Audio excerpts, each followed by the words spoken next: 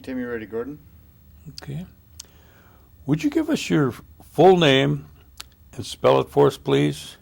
Okay, it's Wesley Thomas Martin Jr., W-E-S-L-E-Y, Thomas, T-H-O-M-A-S, Martin, M-A-R-T-I-N, Jr. And what's your date of birth? May 16th, 1943. And where were you born? Kashina, Wisconsin, the Menominee Indian Reservation. And give us the names of your parents with your mother's maiden name.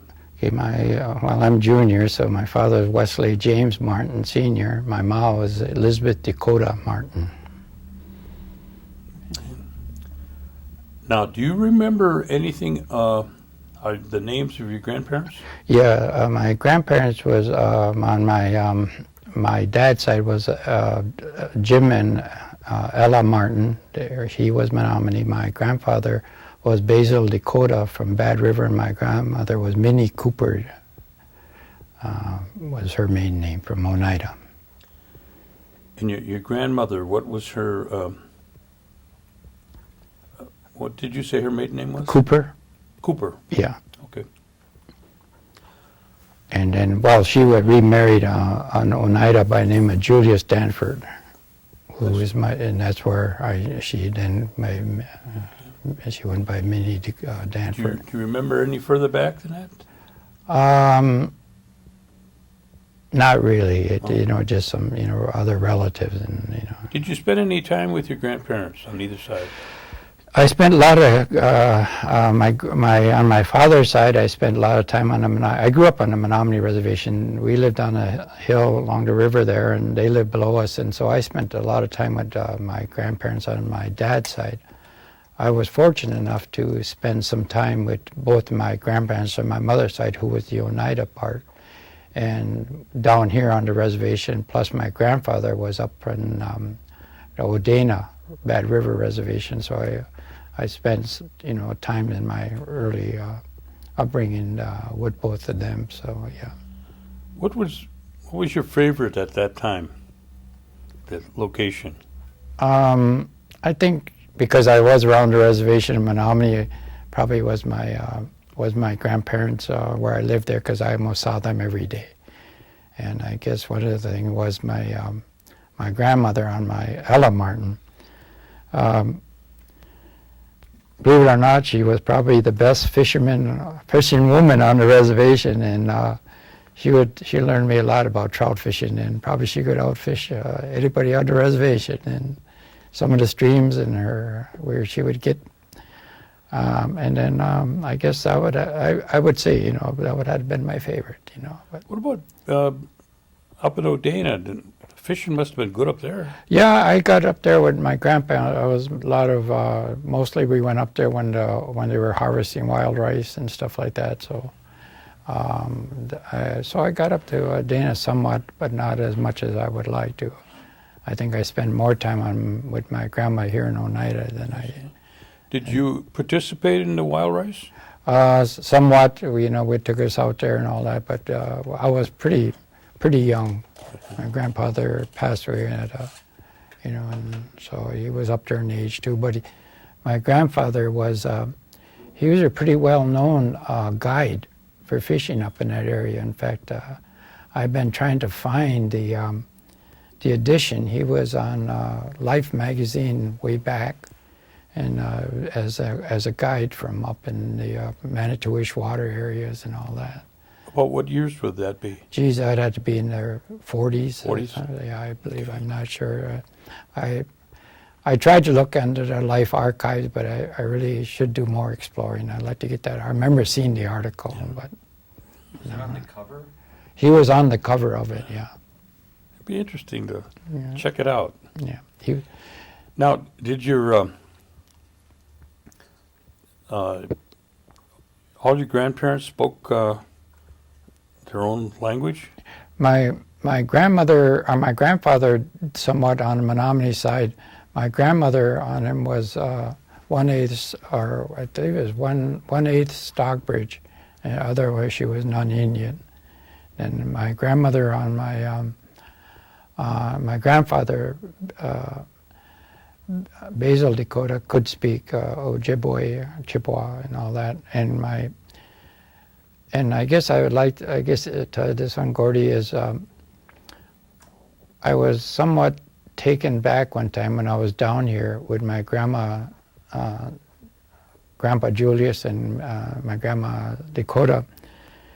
And when I was down here younger, I meant this story was that I remember walking in with them. They used to live on HH over by Chicago Corners. And I remember walking in on them one time when I was, and they were speaking something that was strange to me. And I didn't recognize it. But as soon as they saw me, they stopped. And then this happened several times. And it didn't occur to me at that time as I grew older. And then one time when my mother, her and I were in Kashina there at the house, and we were sitting there on the kitchen table there singing, and there was a commercial, on Oneida, and this young lady that was talking Oneida, and out of the blue, my ma said, "That ain't the way you say that."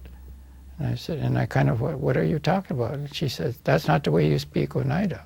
And she said, and I had to be in pretty close to 30 years old at that time. And I asked Ma, "What do you mean?" She said, and what I found out was my ma could speak fluent Oneida, but she never taught any of us because, and what happened, she said we went to missionary school and they were forbidden to talk that, yet she grew up in that, speaking that, but never, and I thought, and then she died about a year later, but that really made me mad in the sense I was never able to know that, nor was I to speak, and to this day I say few words in Oneida.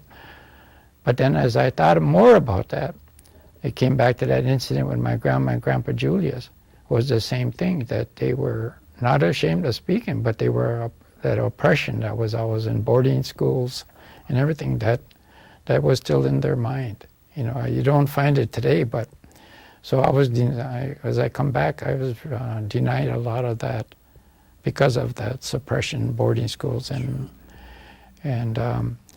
later on, in fact, I didn't realize it till about a month ago. I saw some articles on the housing issues here, and one of the things I saw, the housing ordinance was passed in 1961. Well, Julius Danford was the chairman at that time, and Ardley Skinador was a first. So I didn't know my grandfather was a chairperson here in here. Quite a while. Yeah, 1961. So that was that would have been my mother or my grandmother's, what they would consider a step grandfather, I guess. But So Harry Dakota would have been your relation. That would have been my uncle. He's in fact him, and then played ball with Harry. Yeah, and then his wife, Vivian, was actually on the housing board at that time too, and so get all these old familiar names back. Yep. But that's where I really, that we hear about this in education, about how Indians went to boarding schools and how they were, and punished for actually talking their language and even dressing and all that. And I think this was a strong of what happened in them days, and how they felt and bringing that up, and all that. So we get a lot of stories almost similar, to that. Yeah. Yeah.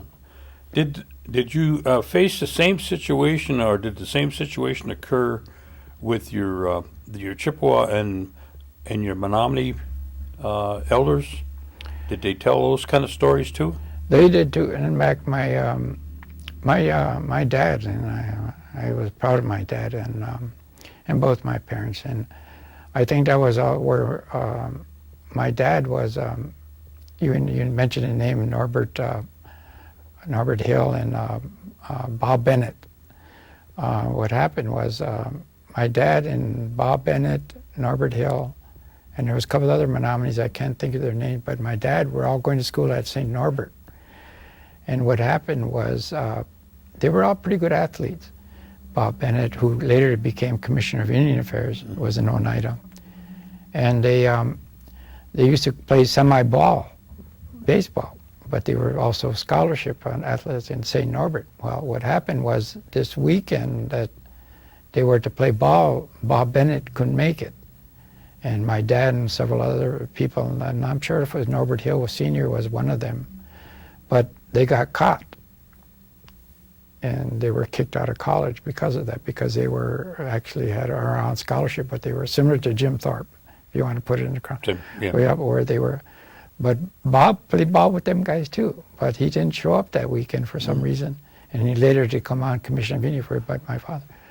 But as I grew up on a reservation, I think one of the things that my dad died of alcoholism, and he drank, and I that was an everyday thing on the reservation. Was up there was drinking was a big thing, but he always tried to speak Menominee, and he was condemned even by people in the tribe and everything else. And but yeah, one of the things I hear so much about on my dad's side was he was a pretty good horseman. He used to do a lot of trick riding and all that. And so, and I got pictures of him, and I'm sorry I didn't bring him, but he was in regalia and stuff. And so on that side, I would say, yeah.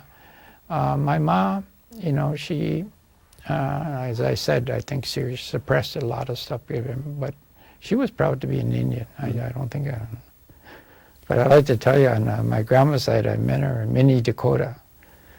And she would always wear braids in her hair, her breasts, and I don't know if you remember her, but I remember. But I remember being in Seymour one time down here, and we were shopping at, I think it was a co-op store over there or something. And this woman kept looking at her, and my grandma was and my grandma just turned to her, and she told that woman, "Do I have some green on?" That woman kind of shocked. She was not an Indian.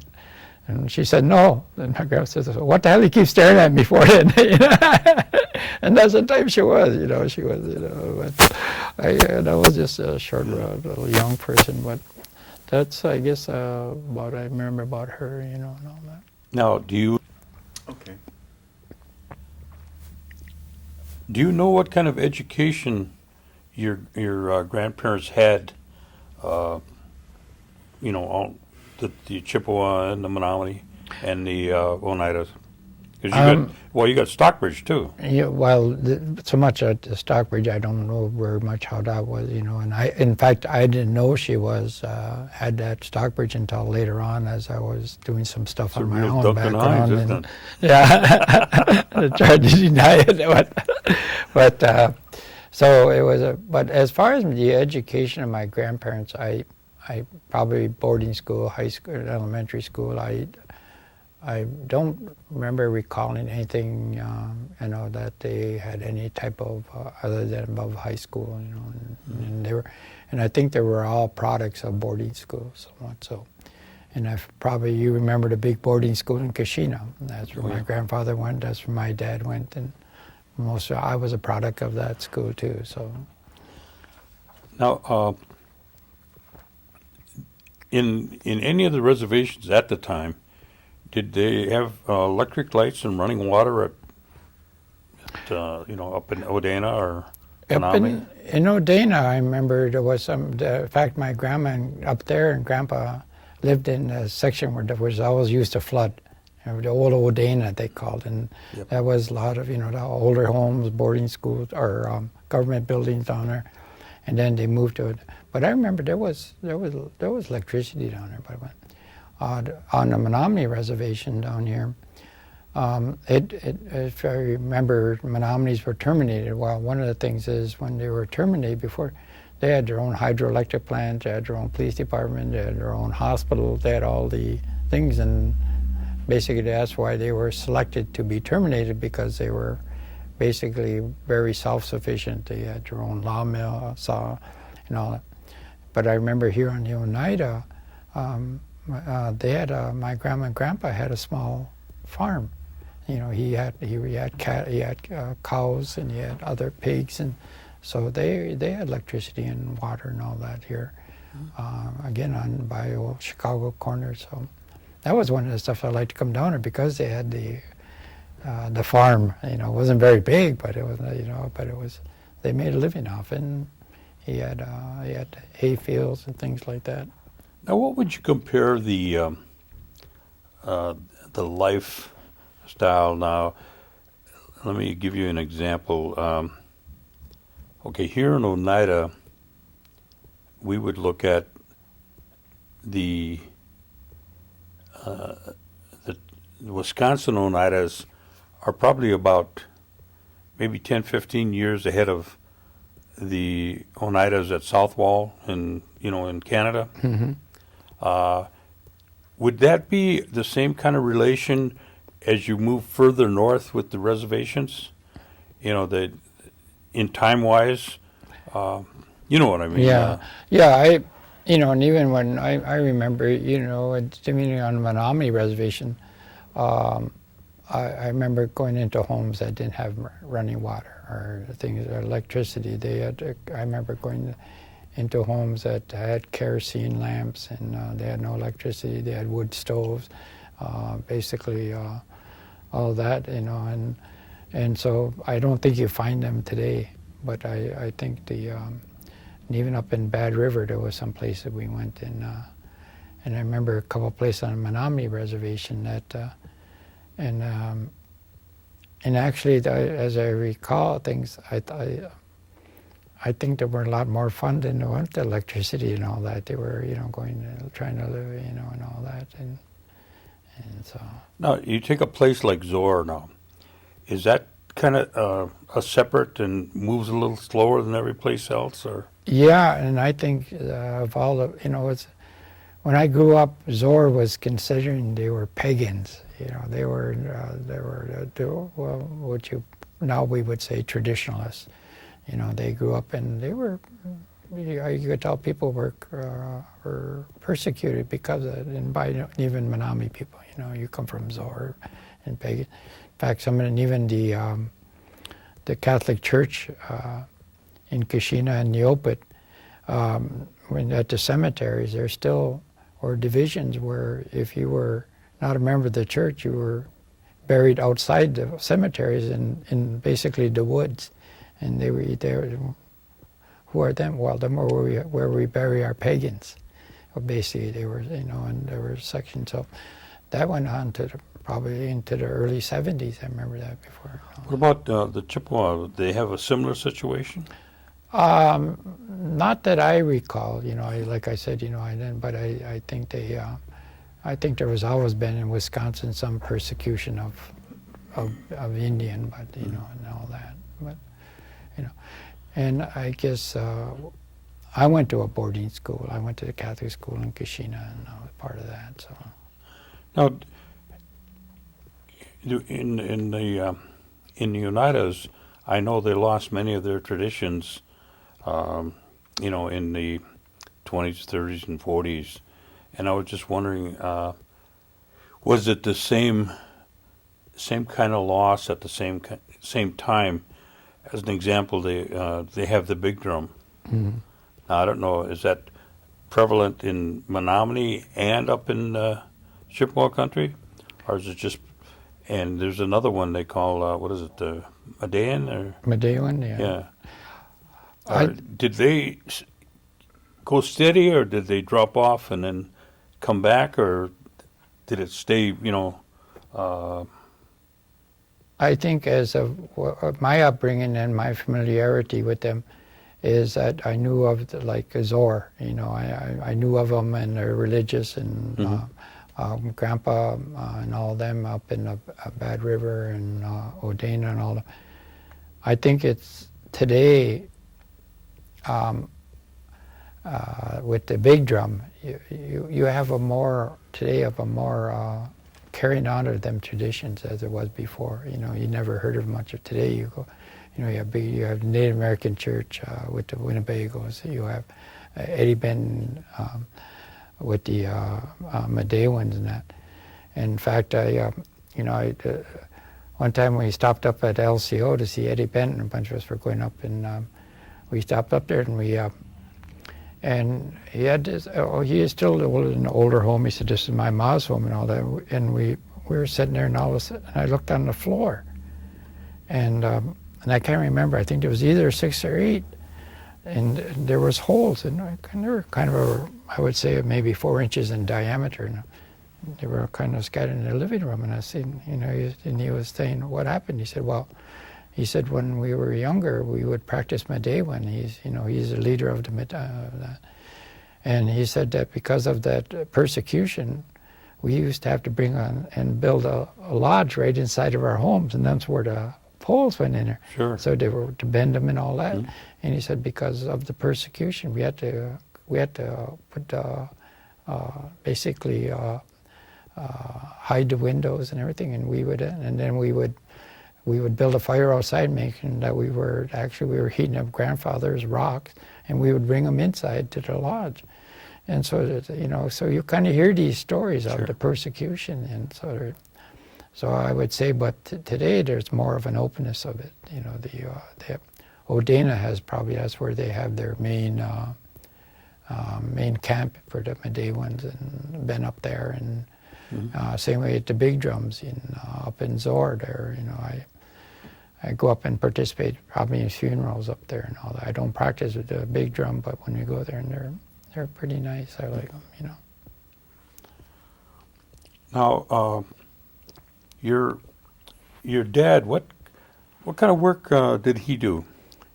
He was, well, mostly he was a truck driver, and he did out in the woods, and he did a lot of things. He did also was he worked as a lumber inner. He was a scaler. He knew how to mark timber and things like that. But he was also he learned how to drive truck, I guess, in the old time. He was on relocation to Milwaukee when that old BI relocation program. We never moved down there. We always stayed up, and he always, for a while there, I remember that they would go to Milwaukee, and they would come back on weekends, and I remember going down there with him and things like that. And about how far did he go to school? Like I said, he had some college, so I assume that he went through high school and all see. that, and then he had gotten... And he was a fluent Menominee speaker. Well, I don't say he was fluent. He could understand it, and I think there was one of the things that I think a lot of people to me there was a difference. They could understand it, but they couldn't speak it. They knew what they were, Right. basically what they were trying to talk about and all. But I remember when he would, alcohol was always a part of the celebrations or whatever you want on the reservation. And I knew there was, and I assume you heard the name Barney Dowd, and there was the Deer guys, boys, Bob Deer, Hank Deer. There was the older guys. They would get together, and they was always pounding on the hood of the car and all that. Right? So that was, I remember being, growing up in that where, with them guys and my grandfather or my dad and all them. So I think he wasn't maybe as fluent as most people, but he could understand it. Yes. Yeah. And your mother? Excuse me, can you tell me what pounding on the car meant? As a drum. Okay. They use just about anything. Yeah, 40 died. Your mother now, about how far did she go to school? I would believe, I believe probably high school. High school. But she was, there used to be, I never knew about it until one time we were going out towards Gresham. And as you leave the Menominee Reservation, the old back road there, there's a place called Mission Lake. There used to be a boarding school there, and I never knew that. And some of the buildings are still there yet. And my mom was telling me this is where she went, and her sisters, Geraldine Harvey, who was her youngest sister, and my Muriel, who was my other aunt there, and they all went to school there. And so, so that's where they said that she would call, she would tell me about how they were, they couldn't dress Indian, talk Indian, or even, that type of thing, so. Now, did your parents or did one of them, speak the Indian language with the other, or did they primarily talk English? I would, Mostly English in your presence, I'm sure. yeah, it was, and Yeah. like my dad's, my mom and dad, basically, if they were talking Indian, he was Menominee, she was Oneida, so even if they tried, they couldn't communicate. So I would say, he would talk, so he would get mad. In fact, I like to tell the story when we used to play cribbage, me and my brother and him. We played, my dad and a couple of his other friends and all that. And we'd be playing our cards, and they'd be talking to Menominee, and hell, they were talking about what we had in our hand or what they had. We didn't realize it, But, yeah, played, so. What is the phrase? They haul lumber, and when they pig too much and they move too far. Yeah. What are some of the at home now? Did you have running water and electric lights at the beginning? Oh yeah, I remember. You always had that. Yeah. And what was some of the favorite, like here in Oneida, it's corn soup and cornbread. Mm-hmm. That's kind of a staple that we're used to. Is there anything comparable like that up in Menominee? Well, it's well, you're familiar, Gordy, with the Menominee Reservation. We used to do a lot of hunting, fishing, and all that. We lived right on the Wolf River, and my dad would go spearing, and we'd always go hunting. So the primary I think, is that we had venison, and we had fish, and as a basis, and we'd go out and we had a lot of apples, berries, type of stuff, and all that. I remember, we'd go out and pick it, and so yeah, I think we had staple that were basically. But then again, we also had the government stores there, and we had our commodities and things like that. So there was a lot of that type of stuff. And where did your parents attend church? I guess if anything, they would go to church, but my mom was on basically the I forget what they call it, Catholic Church Women's Society or something. But she was brought up as a Catholic in Kashina, and my dad would, whenever she could drag him, would go, but he basically did not go. But my grandma Ella, she grew up in the Catholic Church there and was very part of. In fact, that's where I went to school, the boarding school, and so there was a lot of religious activities or social events that I'm a member of the CYO, Catholic Youth Organization. We did that type of thing. Card parties, I'd go with my grandma and ma to them, and they were basically Catholic socials. So I don't remember any type of any participation of religious activities by either of my parents. Did they have anything similar to a powwow at that time? Somewhat. When I grew up, I would hear of powwows, but never participated. I remember being small. We would. I don't know if you ever remember a guy by the name of Manny Boyd. Oh, sure. Okay, well, Manny was our next door neighbor with his first wife and family and all that, and they were good friends with our family, and he was always getting us to do stuff, dances and small and all that, and but not so much. And I think the nearest thing I would say that we would have was when I grew up. I remember that they used to have fairs just above the hill from us at Kashina, and they used to have a place where they would have Indians singing and dancing, and there was a section of the powwow grounds there. And then, but they had the Woodland Bowl that was there. But they were more or less they used to have what they call pageants, and in fact I was small. I participated in some of them, where they would tell legends of Menominee legends, Spirit Rock, things like that. And they'd reenact them at that point. A lot of Menominees would participate.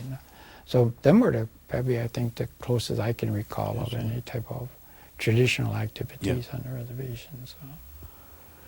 Did your parents, or maybe probably your mother, did she ever talk anything about the New York claim? No, in fact, I probably knew a little of a very scant type of things of that as you grew up and you find out where you're coming, that you're Oneida, and that the Oneidas were part of the relocation at one point, and when Menominees were, our people, our tribes were taken and relocated to different sections. So I just remember, talking, someone you talk about your Six Nations, Iroquois, so I really didn't know much about that, and probably until the last 10 years, I knew of the Oneidas in New York, Oneidas in Canada, type of thing, so, yeah. Does the Menominee Nation have anything kind of equivalent to that in terms of claims against the government? The Menominees, I think it was about 10 years ago, they finally settled a land claim damage against, there was something that happened to their forest 50, 60 years ago at this and they filed suit and it was finally settled and some type of thing and all that. So that was the only thing I remember on the Menominee side. Tell me what a typical Christmas would be like at home. When I grew up, it was, a regular thing. We went to midnight mass. We went to participate in things like that. It was typical. We'd get a tree. We'd always go out and find a Christmas tree on the reservation there, and we'd always, in fact, I remember sometimes we even one Christmas there, we had a friend, the family had a friend down here. His parents lived in Green Bay here, and they own a bar. He was a Marine recruiter, and he said, "Hey," he said, "we need some Christmas trees down here." He said, "We'll sell them to you. If you get them, we'll buy them from you." So we went and sold a bunch of Christmas trees down here to this guy, and he went and sold them. But other than that, it was a regular, typical, hardly any type of manger type of thing, religious manger and all that. So I don't remember hardly any Indian activities that would be similar, Did you practice Hoyan at all when you came out here? No. No? And what do you mean by that, Gordy? I guess? What'd you say? Hoyan? Yeah. You didn't know what it was? No. Oh, I see. And what would it be, Gord? Your mother never mentioned it, huh? No. Okay. He was asking what it would be. What is it? What is it? Oh, I'm sorry. My hearing aid is not. That's at New Year's. They go out and it's kind of like Halloween. You go from door to door, and everybody hollers Hoyan, Hoyan, and then they give you, most of the time, the old timers would give you donuts. Oh, okay. Used to get, my wife makes donuts. She makes a big kettle of donuts like that, And then you'd go from house to house, and the old days you walked all over the place, but now you go in caravans of cars, But that was just one of the traditions that have been carried on for who knows, as far back as we can remember. But I was wondering if they had anything comparable, up on the Menominee Reservation. I think one of the most comparable, probably still religious, is Christmas caroling, something like that, But even then it was very limited. Yeah. Now, where did you start school? Well, first of all, I want to ask you your names of your brothers and sisters. Okay, I had 8 brothers and sisters. The oldest would be Joyce. Then there was Darlene, Chantal, and then there was I'm a twin, actually. My brother, who's 8 minutes older than me, is Harry. And then there's another boy by the name of Jim Martin, and then there's Muriel. Another younger brother, his name was Guy, but he passed away at 3. He drowned right behind the house in the Wolf River back in 1953, I think it was. So that was basically my family. It was a pretty big family then. Yeah. Are most of them all up on the Menominee Reservation yet? My two oldest sister passed away. A couple of most of them are up there, but my brother Jim lives here lives here in De Pere. My brother Harry lives on the Oneida Reservation, and then I'm here living here now. You're living here too? Yeah, Now, where did you start school? in Kashina In Kashina. at St. Joseph. Well, At the boarding school there? Yeah, boarding school, and then I went also to the government school there, which was we went to, both places. And Was there a major difference between the boarding school and the government school? I would say it was more or less just a location. It was maybe one was about a quarter mile away. It was more of a dormitory. The government school was more of a dormitory type of thing, and the Catholic schools were They we were went to more school. like day Yeah, schools, right? yeah. Okay. And so, And what was your feeling about school in in the early grades? Let's say from kindergarten to first grade to eighth grade. Was it a good experience? yes and no. I like anybody, I try to not try to say analyze it as I look at it as I grow older and somewhat, and it was like you don't know what do you compare it to. As I said, Got nothing to was it compare good to. or bad? Yeah. Yeah. So was it good or bad? I don't know. I remember there was some bad times, good times, but and a lot of I think the good times is that at the elementary school, we were do a lot of chores. They had big farms in connected. They had a laundromat. They had the boarding school there had everything. They had dorms there. They had cafeterias. They had and all that. And we would part of our chores we would go and milk cows. We would have to gather the pigs and things like that. So, and things is that I guess we were, I liked it. We didn't, because although I didn't go, we would go home, and sometimes we were allowed to go home, and I only lived half a mile from the school.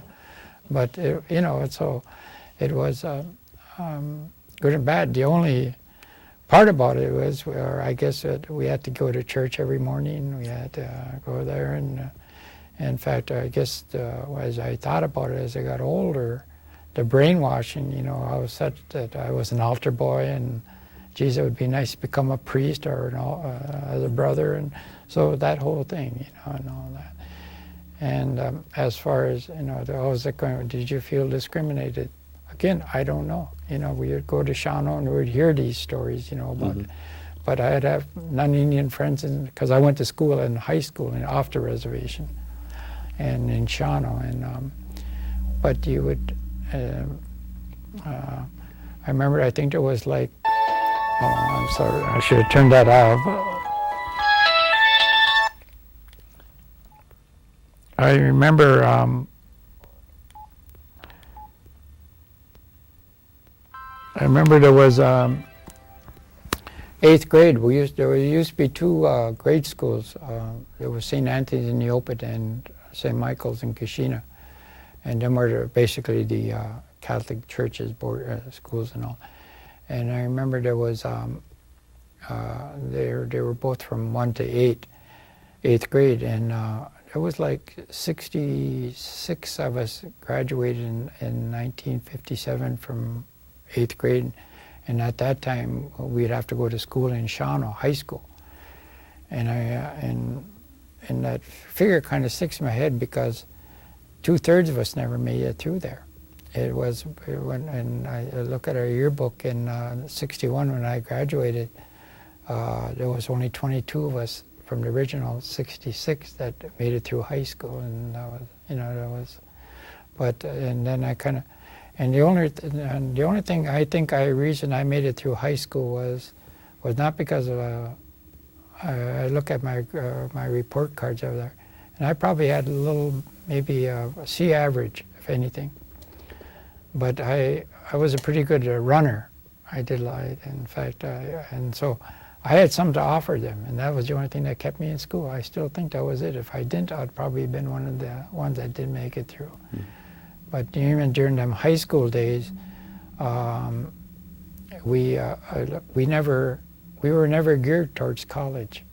We always had shop courses or some other type of course. We never had any type of even counseling to prepare us. And if we did, it was basically for us to go to vocational school or some other type of training. It wasn't very few of, I can remember of maybe one or two of any of us that ever went on to college or prepared for college in high school. So that was that thing. Thanks.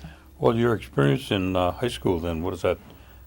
What kind of a grade would you give that? Good or bad, or? Well, I made it through, you know, but Back it and was, forth? but it was like I compared it as probably if it wasn't for some of my running abilities, He'd be gone. I'd be gone. You know, it's like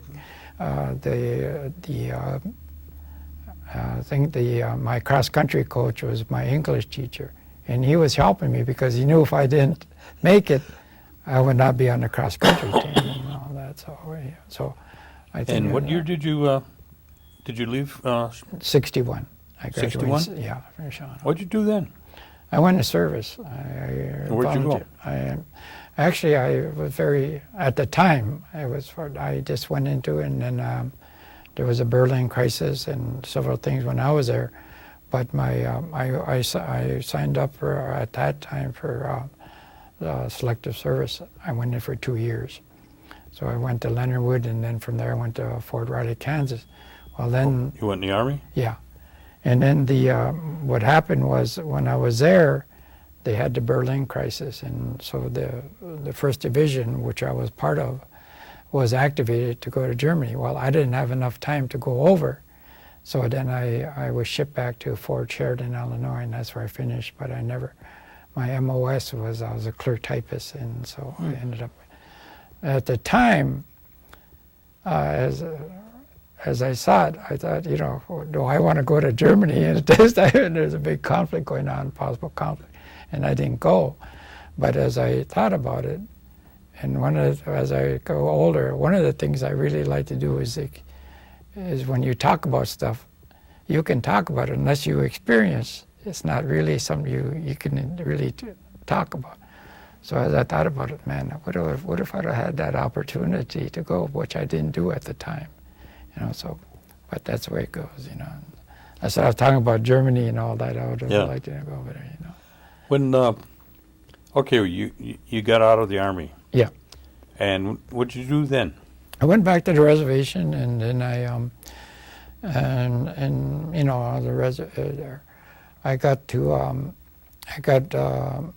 worked at the sawmill doing various things, the timber mill up in Neopet.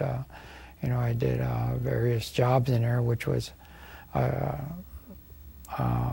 you did edge cutting, I did piling lumber, different things, but eventually I got onto what they call the marking crew. And where I went into was marking. We would go out and basically learn how to do marking trees for cutting. And we went through the whole reservation. That was interesting, and then I decided to go on to school. And I decided to go into forestry, and I went to various schools. Well, what happened then was I started getting into meeting other Indian students from, you know, and getting involved. And then I transferred down to Madison, and I got involved in what they call the Wisconsin Indian Students Association. I became a member of down there, which was called, this would have been in the 69, 68 time. And and that's about the same time AIM came into, so we got very active in Indian stuff. And in fact, there was an Oneida guy, member by the name of Wayne Skinador. What's his name? Wayne Skinador. Okay. He's from here, and he was part of it. And we got kind of, we were taking over things. We took over a couple of buildings and podiums and things like that. So I got kind of very active into Indian activities, and then at that same time, I don't know if you were familiar, and probably do recall, the Vietnam War was going at its height, and the University of Wisconsin was basically one of the hot spots of protest. In fact, the last year I was there in 1970, out of the 36 weeks of that year, the National Guard was on campus for 32. There was the bombing and all that. And it was always tear gas. You could always smell tear gas. Well, anyway, I eventually met this lady there, and we got married. And then I left Madison. I moved to New Mexico. And what was your wife's name? Beverly. Beverly. Thousand. She was non-Indian. Non-Indian? She was from Madison. And so she had signed a contract to teach in Taos, New Mexico. And so we ended up, and I had an aunt living in Taos who would have been my mom's youngest sister. Her name was Geraldine Harvey. And so we ended up moving there. And then I eventually got involved in a lot of Indian stuff down there. And if you talk about traditional, probably New Mexico and Indian tribes are probably some of the most traditional keeping of it, especially the Taos tribes. So I got to know a lot of their traditions and activities, and got quite involved at that. So. Do you have any children? I got three children. Three? I got, and what's their names? Wesley, Christopher, Martin III, and Laura. And then I have a daughter in New Mexico from Acoma, Pueblo. Her name is Leslie Vayo. Any grandchildren? 3 boys. 3 boys? Yeah. And what's their names? Lonan, Alex, and Adam. About how old are they? 11, 10, and 8. Oh, just the right size. Yeah. In fact, I'm going with my Lonan. Him and I are going camping tonight. So. Up on the reservation in Menominee Reservation. So. I just come back from there this past weekend. Oh yeah, we're Powwow.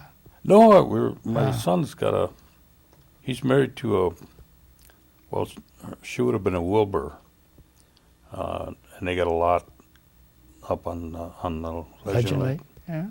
Yeah. What's her name? What's her name? Her maiden name was Lawrence.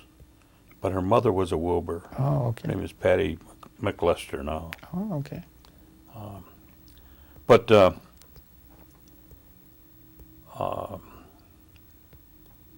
Okay, you went to Mexico. New Mexico. And what did you do after that? Well, I got involved. I got to go back to one part here. When I was, before I got married and I was living, how I got involved was, I used to work for an organization called United Scholarship Service out of Denver, Colorado. And it was Tilly Walker, who was a Mandan from North Dakota, was the director. And I ran the office at the Indian Center in Chicago. So I got to, one of the things I did was, was that my main job was to go around the country, and mostly the East Coast and the East, was to find out what was available for Native Americans in higher education, whether it be technical college. And so I got to go out to Dartmouth, Harvard, all these places, and I got to and find out what's higher education. And one of the places I did was doing this was in the late '60s, when I worked for them, was the University of Wisconsin-Madison, and I became pretty good friends with a person there by the name of Ruth Doyle, who now her son is the governor of Wisconsin, Jim Doyle. Oh. And I met, and so, they closed the office in Chicago in September, like the second week of September. Classes already started, and I didn't know what I was going to do. They just told me it was at the Indian Center, and so I said, well, I called Ruth Doyle then, and I told her my situation, and she said, well, let me call you back. And so I said, all right. And so about half hour later, she says, when can you get here? I said, why? She said, I got you a full scholarship. I got you in as a non-degree student. get up here and we'll start. So I came up to Madison. That would have been in 69. But what happened was, though, to me was I got pretty familiar with Indian politics and Indian organizations, and throughout my working with the United Scholarship Service, because I traveled all over the country. So I became very active in sort of things of, not as say a radical type of thing. I got involved in a lot of things.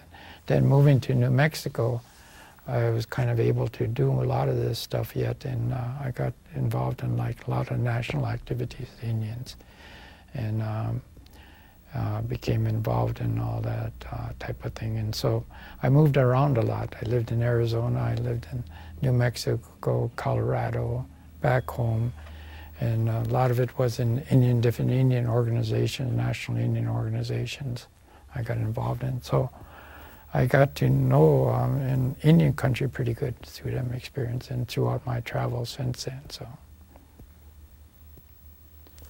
And what are you presently doing? I'm retired.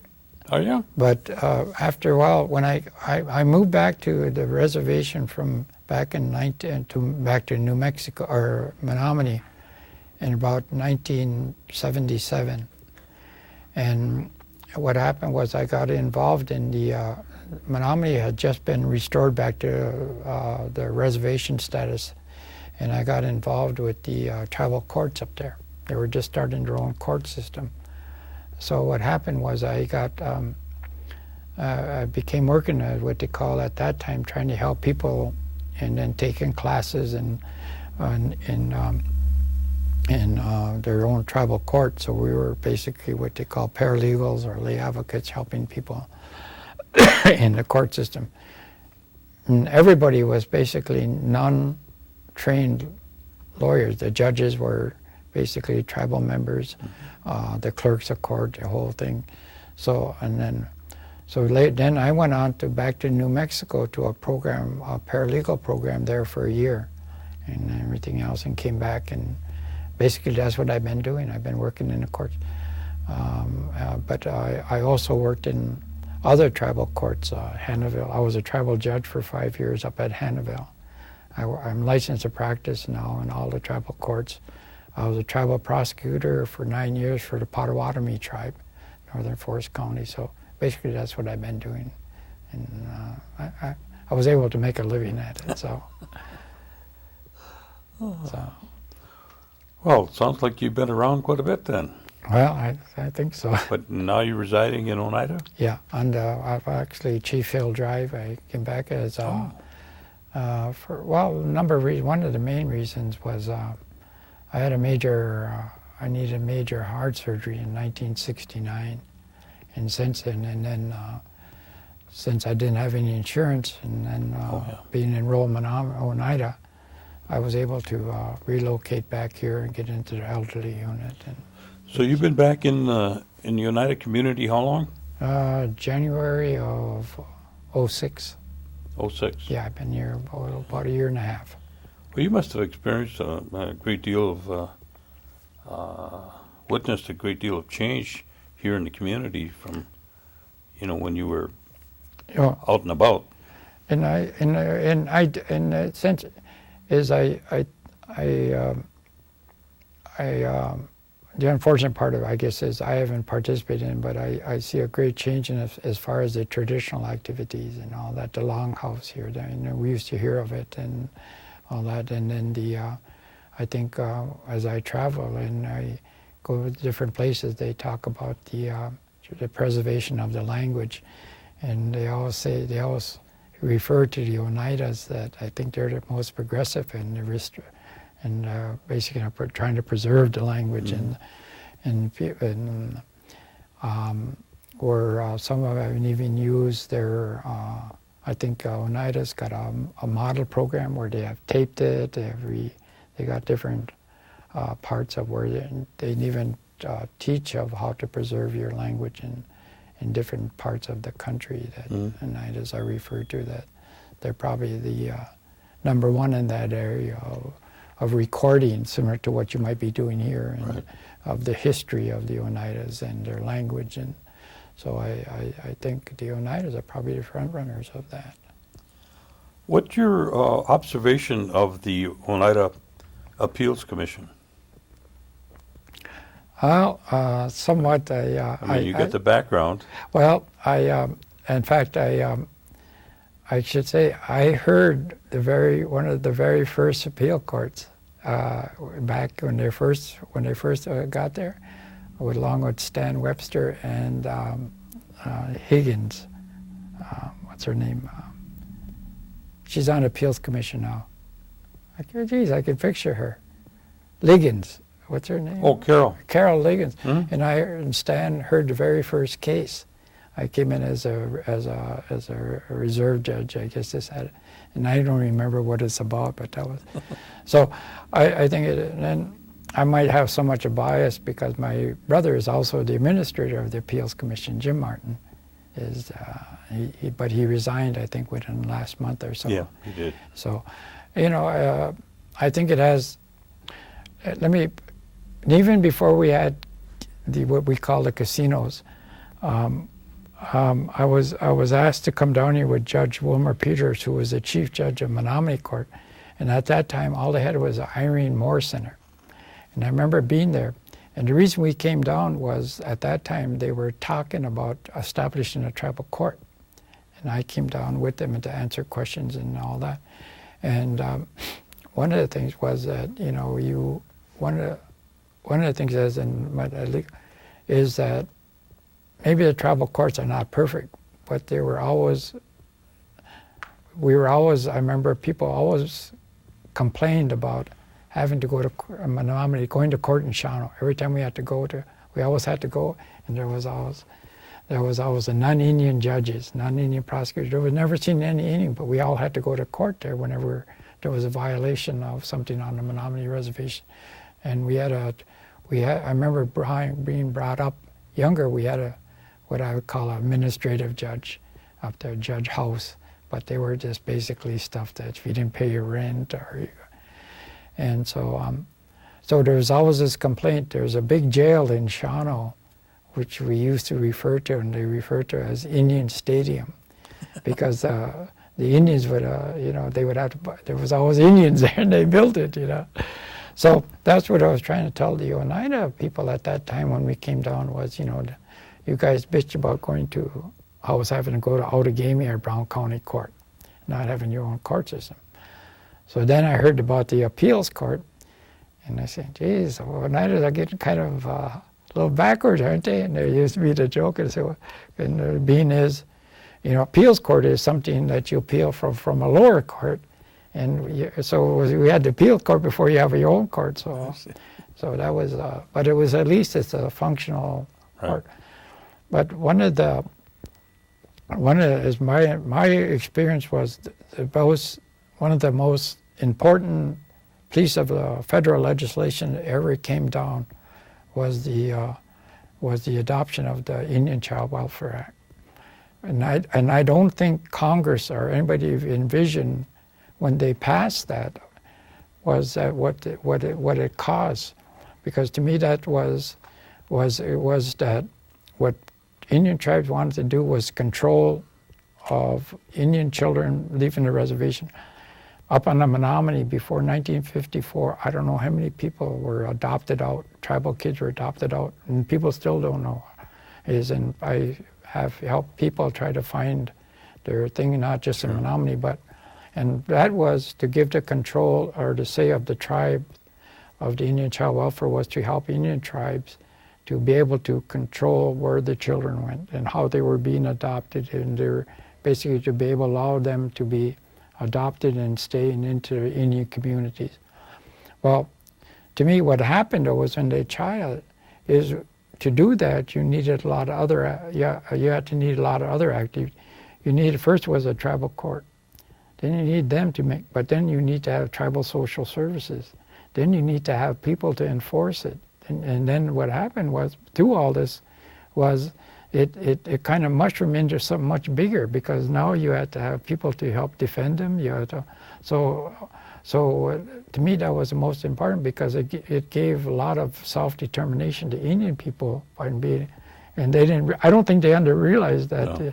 because it allowed them to have people to be trained as judges, tribal social services, tribal people to tribal prosecutors. So it mushroomed into, and that's how, to me, was the front runner of why we got tribal courts. We got, throughout Indian country, we must have over 300 tribal courts, or some close to that activity. But it Well, I was think because it's a great strengthening Yep, of tribal sovereignty. yep. Gordon, mean- we've got to switch tapes here.